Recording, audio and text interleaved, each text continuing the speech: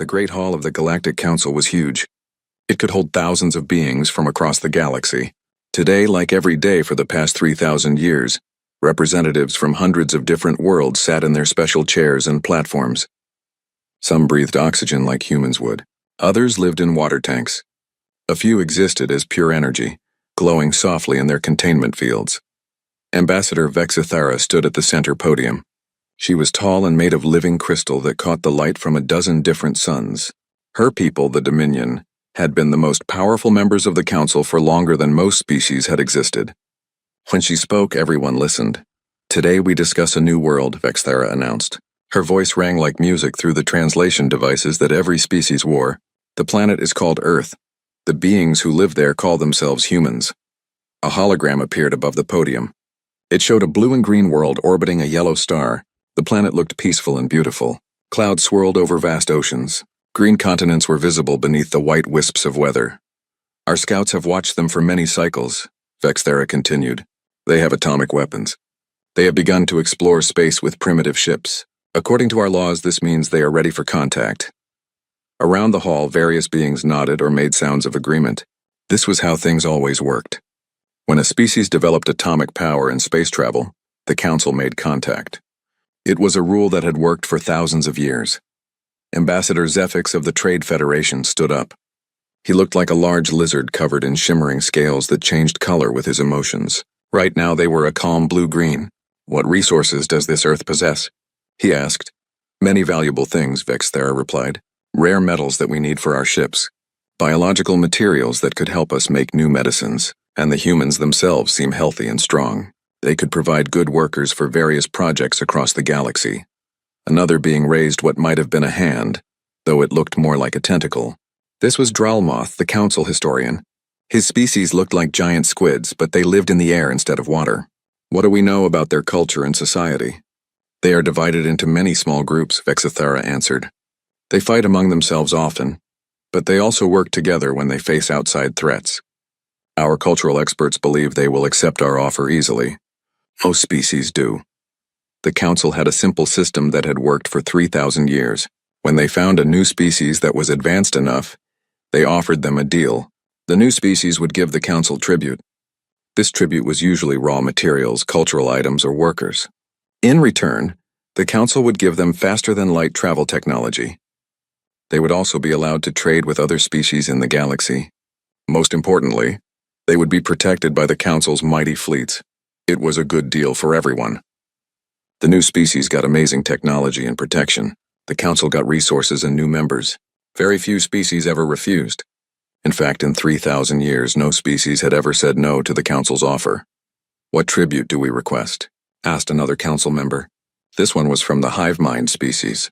They looked like large insects, but they all shared one connected consciousness. When one spoke, it spoke for millions.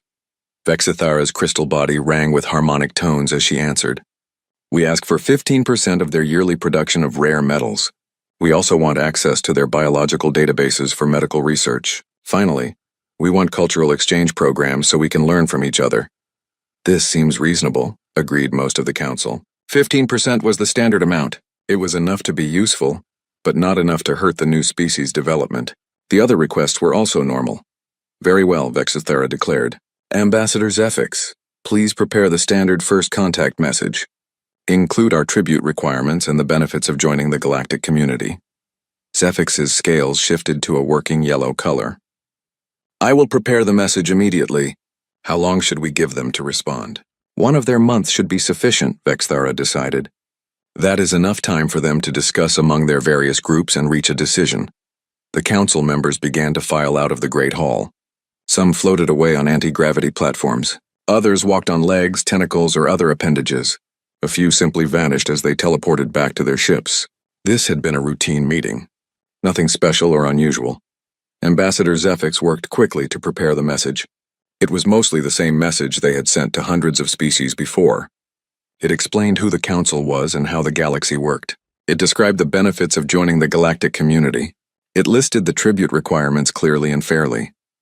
The message also included examples of what happened to species that joined willingly.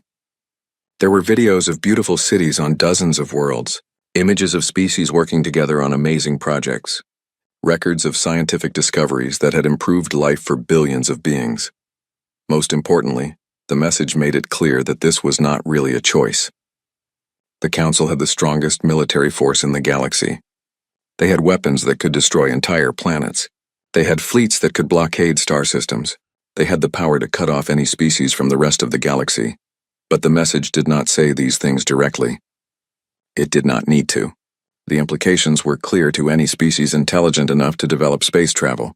Join the Council willingly and prosper. Refuse the Council and face consequences that no species wanted to face.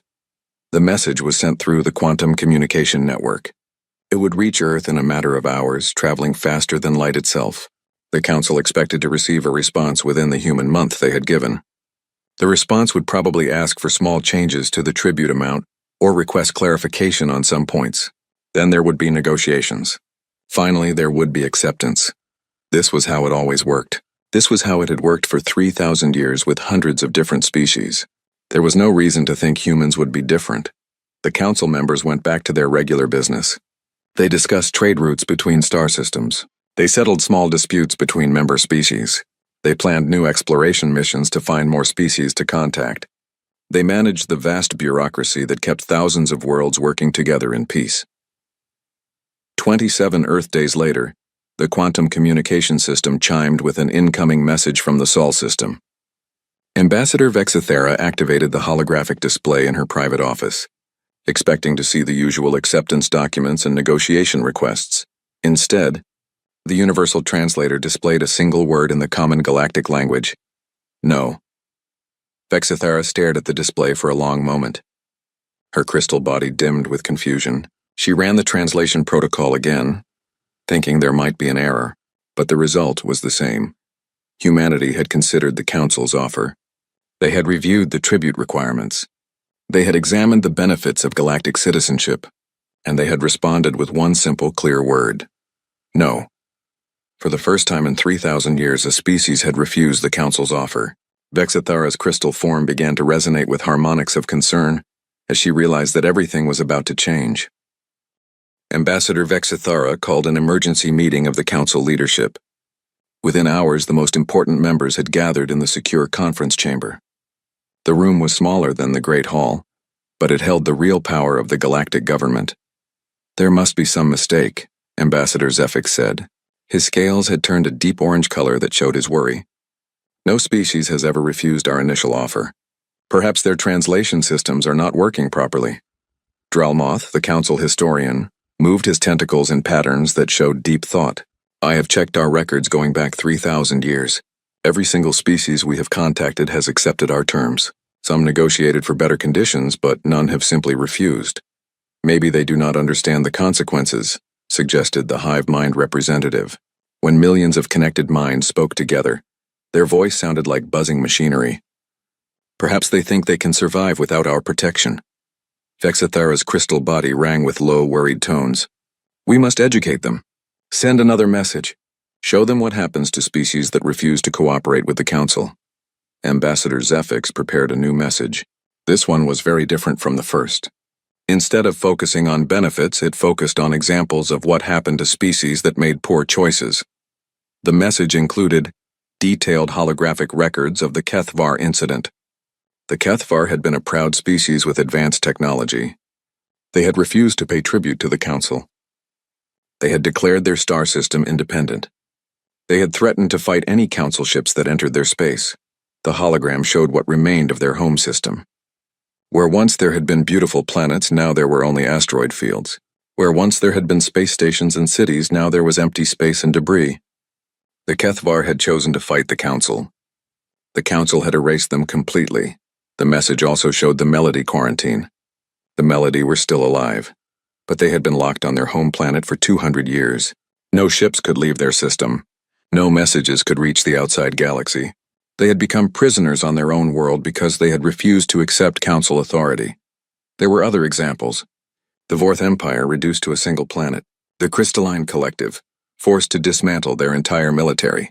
The Free Traders Alliance disbanded and scattered across the galaxy. Every species that had tried to resist the Council had learned the same lesson.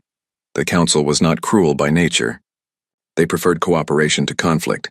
But they had maintained peace across the galaxy for thousands of years by making the consequences of resistance clear and absolute.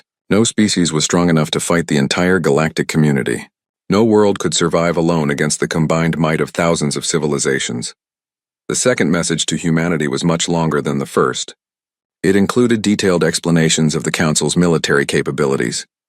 It showed the size of their fleets and the power of their weapons. It made clear that resistance was not just futile, but would result in complete destruction.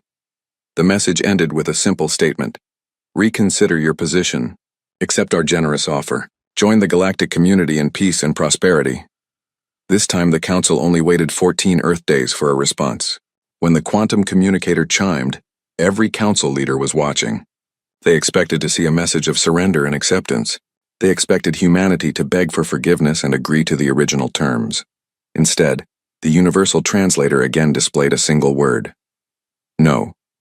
But this time, something else came with the message. A data packet that made every Council member's blood run cold, regardless of what type of blood they had. The data packet contained detailed scans of Council fleet positions throughout local space. It included intercepts of military communications that should have been completely secure. It had tactical analyses of Council ship designs and weapon systems. Most shocking of all, it contained accurate counts of troops and supplies in every Council base within 50 light-years of Earth. How is this possible? Zephyx demanded. His scales had turned bright red with alarm. Our security systems are the best in the galaxy. No pre-FTL species should be able to penetrate them. It gets worse, Drelmoth reported, his tentacles writhing with agitation. Look at what else they sent. The cultural analysis files were even more disturbing than the military intelligence. The humans had included thousands of their historical records, literature, and military doctrines. When the Council's computers analyzed this information, they painted a picture of a species unlike anything in galactic records. Humans fought constantly, not just with other species but with each other, with their environment, with disease, with death itself. Their entire recorded history was one long story of conflict, struggle, and refusal to surrender, even when defeat was certain. They had words and concepts that did not translate well into other languages. Death before dishonor. Give me liberty or give me death. Never surrender. Victory or death. These phrases appeared over and over in human culture, literature, and military doctrine. Look at this, Vexthera said, highlighting a section of human military history. They have something called the Battle of Thermopylae. 300 warriors fought against an army of hundreds of thousands. They knew they would die. They chose to fight anyway. This cannot be accurate, the hive mind buzzed. No rational species would choose certain death over negotiated surrender. But the records were full of such examples.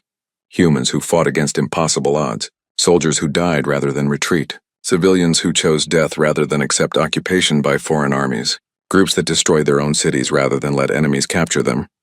They are insane, Zephyx concluded. They do not think logically about survival. No, Drelmoth corrected, studying the files more carefully. They think differently about what survival means. They seem to believe that some things are more important than staying alive. The most disturbing discovery was humanity's nuclear weapons. They had built enough atomic bombs to destroy their own planet many times over. Then they had pointed these weapons at each other for decades in something they called mutually assured destruction. They held their own extinction as a bargaining chip, Vexithara whispered. They were willing to end their entire species rather than submit to terms they found unacceptable. The Council had dealt with over 3,000 species. Some had been warlike. Some had been peaceful. Some had been advanced, others primitive. But all of them had shared one common trait. They valued survival above everything else. When faced with extinction, they chose to live. Humans appeared to be fundamentally different. They seemed capable of choosing death over submission. They had proven willing to destroy themselves rather than accept what they considered slavery. What do we do? Asked the hive mind. For the first time in their collective memory, they were uncertain. We send one more message, Vexithera decided. We make our position completely clear. We offer them the best possible terms. We give them one final chance to choose life over pointless death. The third message was carefully crafted by the Council's best diplomats. It offered humanity better terms than any species had ever received. Reduced tribute, special trading privileges, protection guarantees, autonomy in local affairs. Everything the Council could offer while still maintaining the principle that all species must acknowledge Council authority. The message was also a warning. It made clear that this was humanity's final chance. If they refused again, the Council would have no choice but to treat them as a hostile force. The full might of the galactic military would be brought to bear against the Sol system. The response came within hours. No. This time, the data packet that accompanied the refusal made the Council leadership truly afraid for the first time in 3,000 years. The weapon designs that came with humanity's third refusal were unlike anything in the Council's vast database. For 3,000 years, the galactic community had followed certain rules about warfare. Some weapons were considered too dangerous to use. Some tactics were banned because they could damage entire star systems. Humans appeared to have no such restrictions. Chief Science Advisor Yilneth spread her feathered wings in distress as she reviewed the technical data. Her species had always been peaceful, preferring knowledge to conflict. But even she could understand the terrible implications of what humans had designed. "These are not just weapons," she reported to the emergency council session. "These are instruments of galactic destruction. Look at this design. They want to turn their star into a weapon. They plan to overload it and direct the explosion at attacking fleets." The holographic displays showed technical drawings that made seasoned military officers feel sick. Humans had designed ways to weaponize black holes. They had plans for turning planets into projectiles that could be launched at enemy fleets. They had theoretical frameworks for converting entire solar systems into defensive networks. "The mathematics are correct," Yilneth continued, her voice trembling. "These designs would actually work. They could build these weapons with the technology they already possess." Military advisor Threngak studied the tactical analyses with growing horror. His species had been warriors for millions of years before joining the Council. They understood conflict better than most. But human military doctrine was beyond his comprehension. "They plan to fight a war they cannot win," he reported. "Look at their casualty projections. They assume that 90% of their forces will die. They have strategies that require their commanders to die with their troops to prevent capture. They have contingency plans that involve destroying their own worlds rather than letting enemies occupy them." The Council members listened in stunned silence. Every species they had ever encountered valued survival above all else.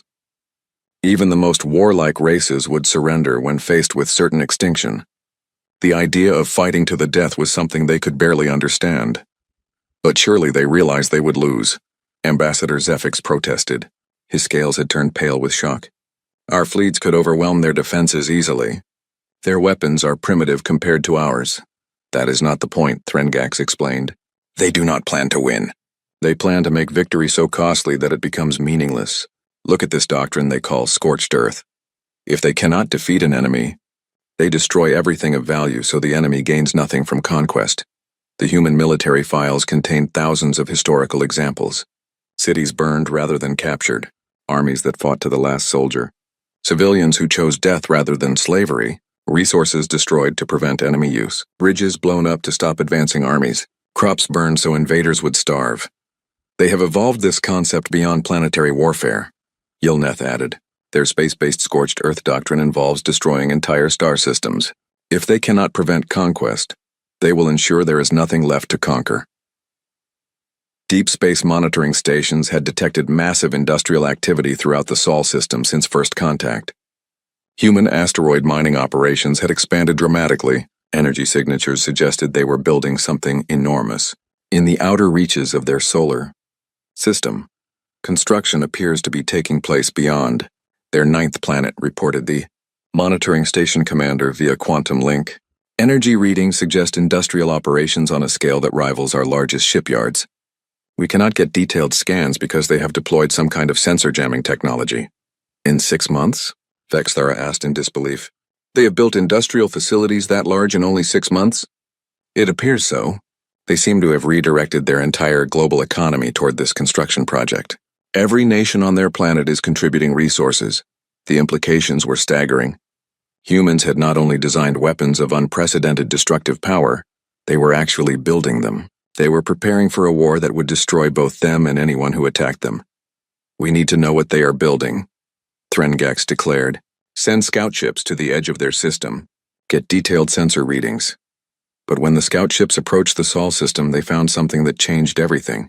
The humans had not just been building weapons. They had been building a message. The construction in the outer Sol system was visible from light years away once the Council knew where to look. Massive structures orbited beyond Neptune in precise formations. Energy conduits connected asteroids that had been hollowed out and converted into fortresses. The entire outer solar system had been turned into a defensive network of unprecedented scale. But the most chilling discovery was not the weapons themselves. It was the communication intercepts that Council intelligence gathered from human transmissions. "They are not just preparing to fight," reported the intelligence chief. "They are preparing to die." Listen to these intercepted military communications. The recordings were translated into common galactic language, but the meaning was clear enough. Human military leaders discussing casualty rates with calm acceptance. Scientists calculating how much of the galaxy they could damage with their stellar weapons. Politicians making plans for the survival of small groups of humans in distant space, carrying the memory of their species to other stars. "They assume they will lose this war," the intelligence chief continued, "but they plan to take large portions of local space with them. Their strategy is not victory. Their strategy is revenge." The Council faced a situation that had never existed in their 3,000-year history. They possessed overwhelming technological and numerical superiority over humanity. Their fleets could destroy human defenses and occupy the Sol system. But the cost would be catastrophic. Human weapons could damage or destroy dozens of Council worlds. Their stellar manipulation technology could threaten nearby star systems. Most importantly, their willingness to die fighting meant that any victory would be Pyrrhic at best. "We could win," Threngax admitted reluctantly, "but we might lose a quarter of our fleet. Dozens of member worlds could be damaged or destroyed. The economic cost alone would cripple the Council for centuries." "And for what?" asked Dralmoth. "To force tribute from one small world? To add one more species to our membership? The cost far exceeds any possible benefit." Vexithera's crystal form dimmed as she contemplated the impossible situation. The Council had maintained peace through strength for thousands of years. They had never backed down from a challenge to their authority. But they had also never faced a species that could make victory more costly than defeat. "What are our options?" she asked the assembled leaders. "We could blockade their system," suggested Zephix. "Cut them off from the rest of the galaxy. Eventually they would have to surrender." "No," Threngax disagreed. "Their industrial capacity suggests they could survive independently for centuries. And a blockade would require keeping large fleets in their area permanently. The expense would be enormous. We could negotiate modified terms," offered the hive mind. "Reduce the tribute requirements. Give them special status." "Impossible," Vexthar replied. "If we make exceptions for humans, every other species will demand the same treatment. The entire tribute system would collapse." The Council faced a choice that none of them wanted to make. They could fight a war that would devastate both sides. They could back down and risk the collapse of their authority. Or they could find a third option that none of them had considered. The answer came from an unexpected source: humanity itself. The fourth message from humanity arrived 7 days after the Council's emergency session. This time it was not a single word. Instead, it was a complete cultural exchange package. Exactly what the Council had originally requested as part of the tribute arrangement. But the humans were sending it freely, with no demands or conditions attached.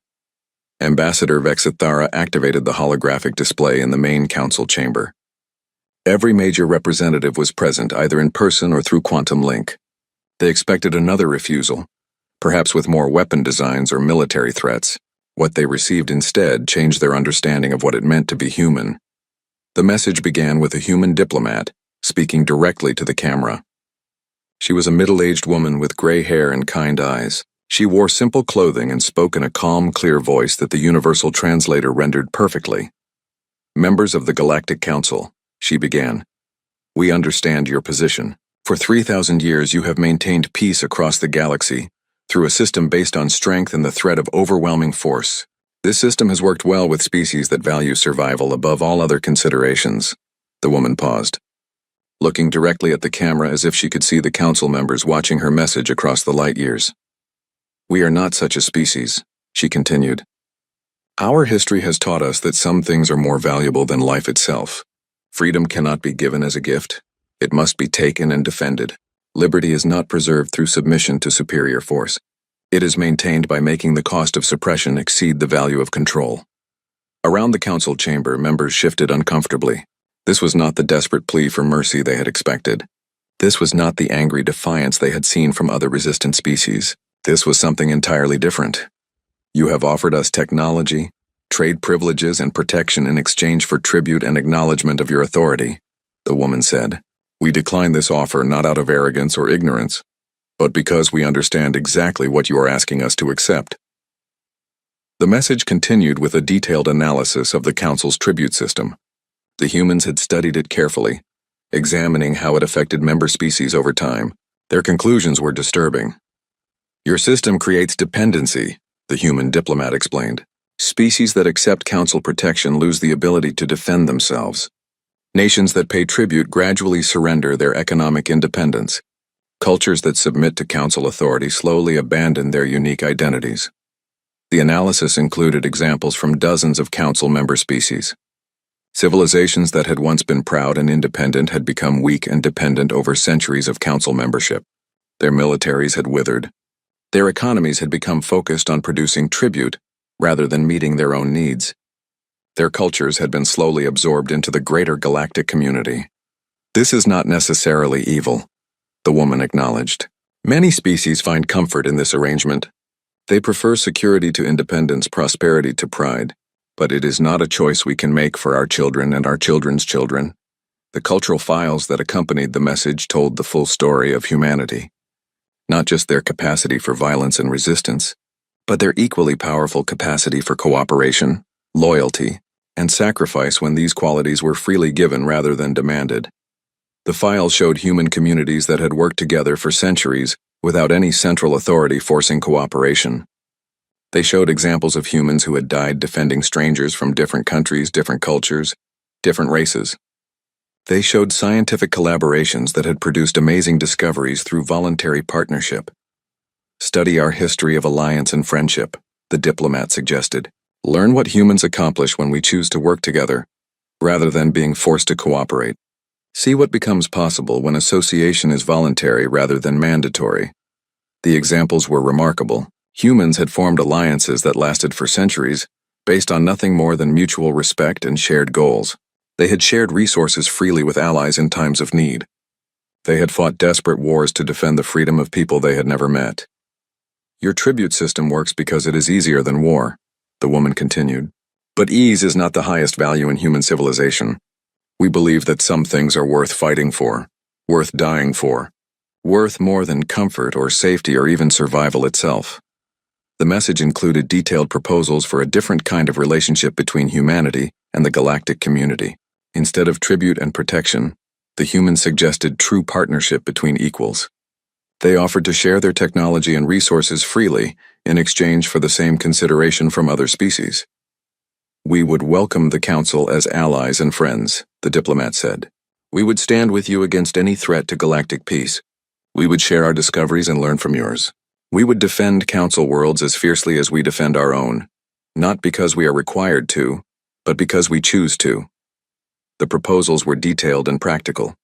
Mutual defense agreements based on voluntary participation, technology sharing programs that benefited all participants equally, cultural exchange initiatives that preserved the unique identity of each species while promoting understanding between them. But we will not accept you as masters, the woman said firmly. We will not pay tribute for the privilege of existing. We will not surrender our independence for the promise of protection. We will not trade our children's freedom for our own temporary comfort. The message ended with a simple statement that sent chills through every Council member present. The choice is yours. You can have us as willing allies who will stand with you through any crisis, face any enemy, make any sacrifice for the cause of galactic freedom. Or you can try to have us as conquered subjects who will resist until our last breath and take as much of the galaxy with us as we can manage. We know which choice we prefer. We hope you will make the same one. The silence in the Council chamber lasted for several minutes after the message ended. Finally, Vexithara spoke in tones that rang with uncertainty. They are offering us something that has never existed before, she said slowly. True partnership between species. Alliance based on choice rather than force. It is impossible, Zephix protested, though his scales had shifted to colors that showed deep thought rather than rejection. The tribute system maintains order. Without it, the galaxy would fall into chaos. Would it? asked Dralmoth quietly. His tentacles moved in patterns that showed intense consideration. Or would it evolve into something better? Something based on cooperation rather than coercion? The hive mind's collective consciousness buzzed with internal debate for several minutes before they spoke. The humans offer us an alternative we have never considered. What if strength came from willing alliance rather than forced submission? Chief Science Advisor Yilneth had been studying the human cultural files with growing amazement. Look at their scientific achievements, she said, highlighting sections of the data. They have made more technological progress in the past century than most species make in 1,000 years. And they did it through voluntary cooperation between independent groups. Military Advisor Threngax reviewed the human military alliance structures with professional interest. Their defensive pacts are stronger than our enforcement treaties, he admitted reluctantly. When humans choose to fight together, they are far more effective than when they are forced to fight for us. Because they are fighting for something they believe in rather than something they fear. Vexithara realized. Their strength comes from conviction, not compulsion. The Council faced a decision that would change the nature of galactic civilization. They could maintain their system of tribute and protection, but it would require crushing a species that could inflict catastrophic damage in their final hours. Or they could try something that had never been attempted before, building a galactic community based on mutual respect rather than mutual fear. The debate continued for hours, but gradually, one by one, the Council members began to reach the same conclusion. Humanity had offered them something more valuable than tribute or submission. They had offered them friendship. The debate in the Council chamber lasted for 3 full days.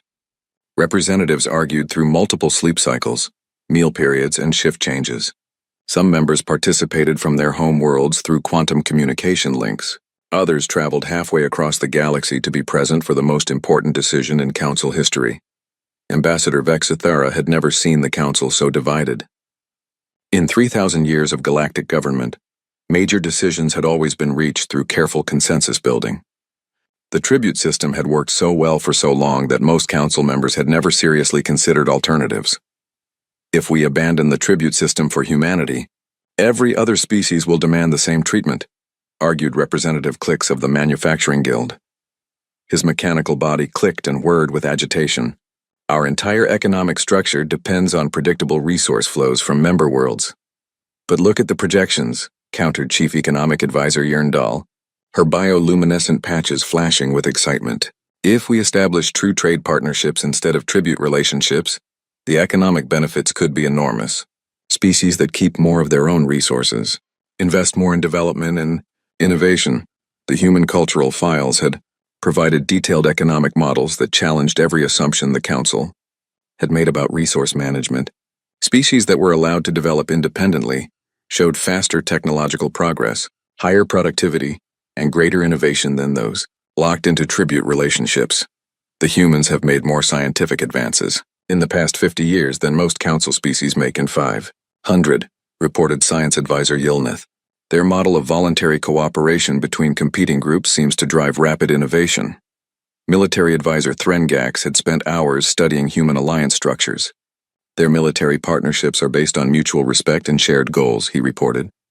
When humans fight together by choice, they show coordination and determination that exceeds anything we achieve through forced cooperation. The hive mind representative had been unusually quiet during the debates. Their collective consciousness was processing the implications of human individualism and how it might work alongside their own group mind approach to civilization. We have always assumed that unity required uniformity, they finally announced. The humans suggest that diversity within cooperation might actually be stronger than conformity within submission. Ambassador Zephix's scales had been cycling through every color in his species' emotional spectrum. I understand the theoretical benefits, he said, but how do we implement such a radical change? How do we convince 3,000 member species to abandon a system that has provided them with security and prosperity? We start with humanity, suggested Dralmoth. We offer them the partnership they have requested. We study the results. If it works as well as their models suggest, other species will want to participate voluntarily. The idea was revolutionary. Instead of forcing change across the entire galactic community, they would create a new model alongside the old one. Species could choose between traditional council membership with tribute requirements and protection guarantees, Or they could opt for the new alliance model with full independence and mutual cooperation agreements. It would be an experiment. Vexithara mused. The first major change to galactic governance in 3 millennia.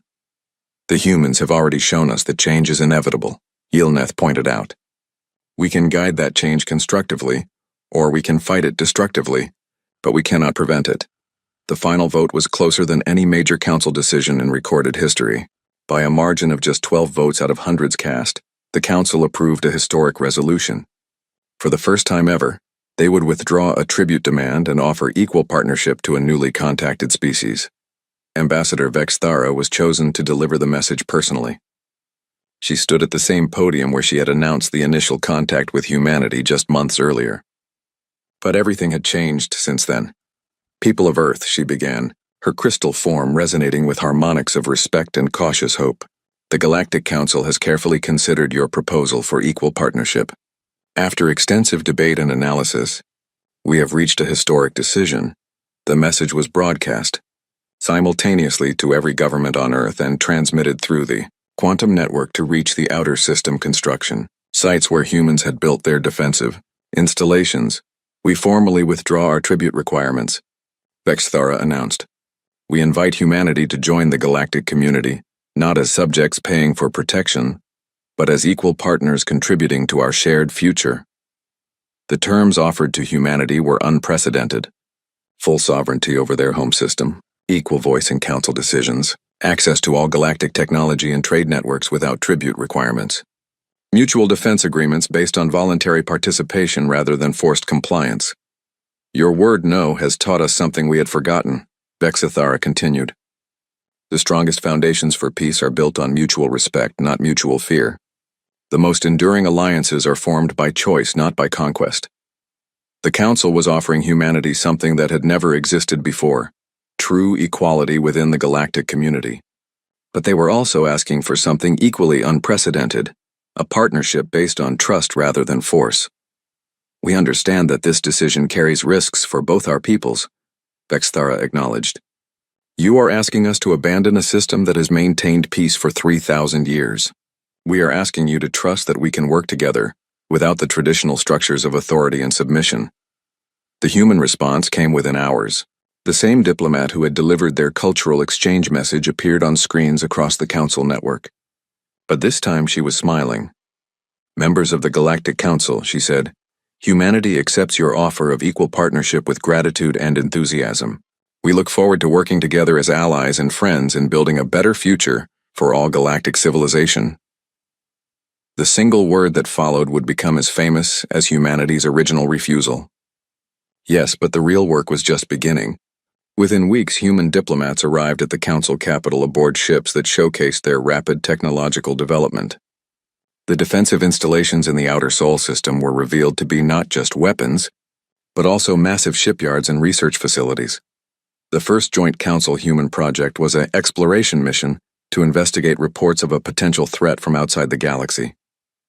Human ships joined the Council fleet as equal partners, sharing their innovative defensive technologies and tactical doctrines. The results exceeded everyone's expectations. The combined fleet was more effective than either force could have been alone. Human creativity and determination complemented Council experience and resources. New technologies emerged from their collaboration that neither side could have developed independently. Other species began to take notice. Within a year, a dozen Council members had requested conversion from tribute relationships to partnership agreements. Within 5 years, the old tribute system was maintained only for species that specifically preferred it. The Galactic Council became the Galactic Alliance. Instead of a hierarchy based on submission to central authority, it evolved into a network of sovereign species working together by choice. The galaxy became more peaceful, more prosperous, and more innovative than it had ever been under the old system.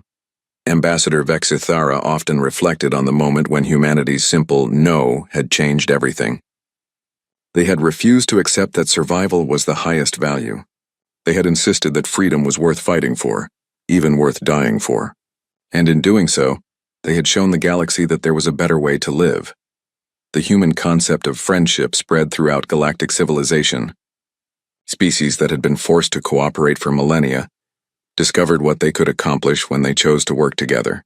The galaxy became not just more united but more diverse, as individual cultures flourished within the framework of voluntary alliance. Years later, when new species were contacted, they were offered a choice. They could join the traditional protection system with tribute requirements, or they could become equal partners in the growing alliance of free worlds. Most chose partnership. Humanity's single word had not just saved their own independence. It had started a revolution that freed the entire galaxy from the tyranny of forced submission. Their refusal to accept subjugation had created a new model of civilization based on mutual respect, voluntary cooperation, and the radical idea that friendship was stronger than fear. The age of galactic tribute had ended. The age of galactic partnership had begun, and it all started with one simple word: no.